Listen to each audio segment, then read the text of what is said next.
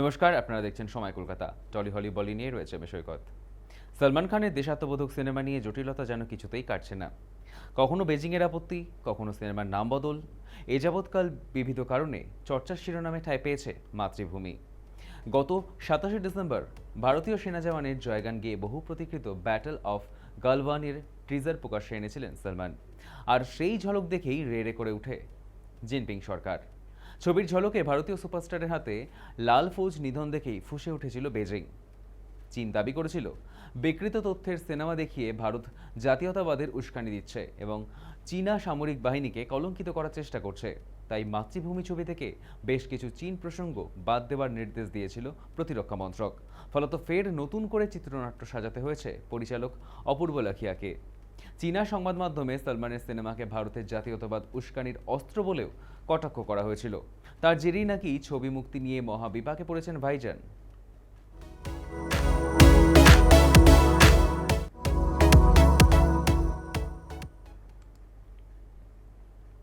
যশরাজ ফিল্মসের প্রথম নারী কেন্দ্রিক গোয়েন্দা সিনেমা আলফা। এ যাবৎকাল সংশ্লিষ্ট প্রযোজনা সংস্থার হাত ধরে পাঠান, টাইগারদের দাপট দেখে এসেছে ভারতীয় দর্শক। অতীতের যশরাজের স্পাই ইউনিভার্সের নায়িকা হিসাবে দীপিকা পাডুকোন, ক্যাটরিনা কাইফ, কিয়ারা আডবাণীকে দেখেছে দর্শকেরা। কিন্তু ট্রিজার ট্রেলারে উন্মাদনা, প্রতীক্ষার পারদ চলল বক্স অফিসে পয়লা দিন হিসেবে অনেকটাই পিছিয়ে আলিয়া ভাটের আলফা। শুক্রবার মুক্তিপ্রাপ্ত আলফার ওপেনিং ইনিংস শুরু করেছে মাত্র 1 অঙ্কের গণ্ডিতে। অর্থাৎ শাহরুখ খান, সলমান খান, ঋত্বিক রোশনরা পয়লা দিনের ব্যবসায় 2 অঙ্কের কোটির গণ্ডি ছুঁলেও আলিয়া সেখানে ব্যর্থ। খবর, দেশের 7,534টি স্ক্রিনে রিলিজ করলেও পয়লা দিনের মোট 9 কোটির ব্যবসা করতে পেরেছে আলফা, যেখানে শাহরুখের পাঠান প্রথম দিনেই 57 কোটির ব্যবসা করেছিল। সলমানের টাইগার 3 পয়লা দিনেই আয় করেছিল 43 কোটি। অন্যদিকে ঋত্বিক রোশন জুনিয়র এনটিআর এর ওয়্যার 2 52 কোটি দিয়ে বক্স অফিস ভরিয়েছিল। অর্থাৎ বিগত সব ছবির থেকেই নেপোকিট আলিয়ার আলফা অনেকটাই পিছিয়ে।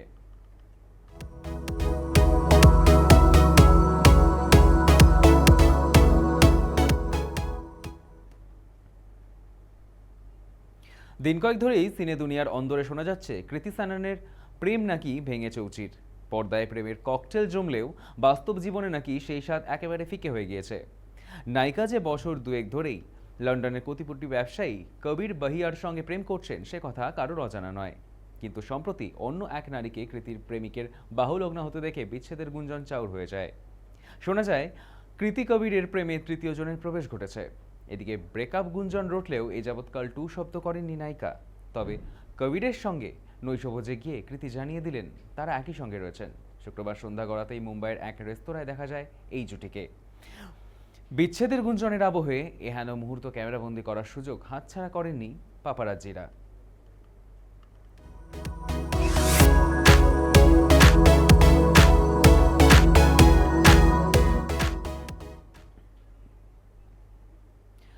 আর মাত্র 72 ঘন্টার অপেক্ষা। রবিবারের তৃতীয়বার চাঁদনাতলায় বসতে চলেছেন আমির খান। পাত্রী গৌরী স্প্র্যাট। 60 বছরের জন্মদিনে প্রেমিকা গৌরীর সঙ্গে আলাপ করিয়েছিলেন তিনি।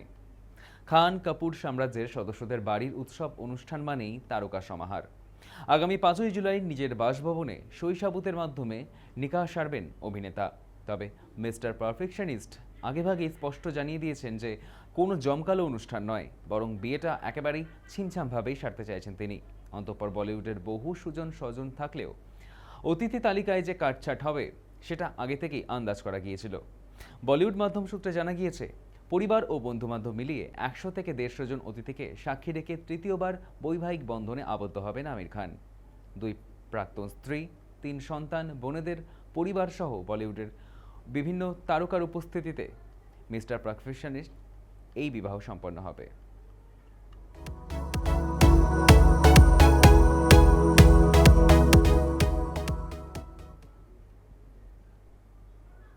শেষবার ছোট পর্দায় পূবের ময়না ধারাবাহিকে দেখা গিয়েছিল তাকে। তারপর বেশ কয়েক মাস কেটে গিয়েছে। এই মুহূর্তে একের পর এক ছবিতে সই করেছেন অভিনেতা গৌরব রায়চৌধুরী। শীঘ্রই দ্য ক্যালকাটা ফাইলসের শুটিং শুরু করবেন তিনি। ছবির পরিচালনা করেছেন সৌভিক দে। দ্য ক্যালকাটা ফাইলস ছবিতে অন্যতম মুখ্য চরিত্রে দেখা যাবে এই অভিনেতাকে। এছাড়া ছবিতে রয়েছেন রজতাভ দত্ত, লাবণী সরকারের মতো অভিজ্ঞ শিল্পীরাও। এই মুহূর্তে তাই ভালো কাজেই মন দিতে চান গৌরব। আরও একটি ছবির শুটিং শুরু হওয়ার কথা তার। এছাড়াও সম্প্রতি অন্তরাল বলে একটি ছবির শুটিং শেষ করেছেন গৌরব।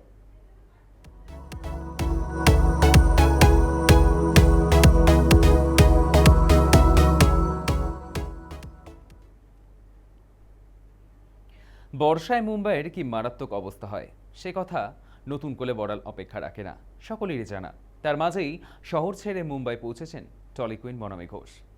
প্রথমবার আরব সাগরের পাড়ে বৃষ্টি উপভোগ করছেন তিনি, একেবারে আবেগতাড়িত। ভারী বর্ষণকে বুড়ো আঙুল দেখিয়ে প্রকৃতির মাঝে নিজেকে মেলে ধরলেন মনামি। সাগর পাড়ে শাড়ি পরিহিতা মনামিতে চোখ আটকেছে নেটিজেনদের। শাড়ির আঁচল উড়িয়ে মুম্বাইয়ের প্রথম বর্ষা উপভোগের আনন্দ জাহির করছেন তিনি। নিরবিচ্ছিন্ন বৃষ্টিতে মুম্বাইবাসী চিন্তিত হলেও মনামি যে প্রাণ ভরে সেই বৃষ্টি ভেজা মুহূর্তগুলো উপভোগ করছেন তা প্রতিটি ছবিতেই স্পষ্ট।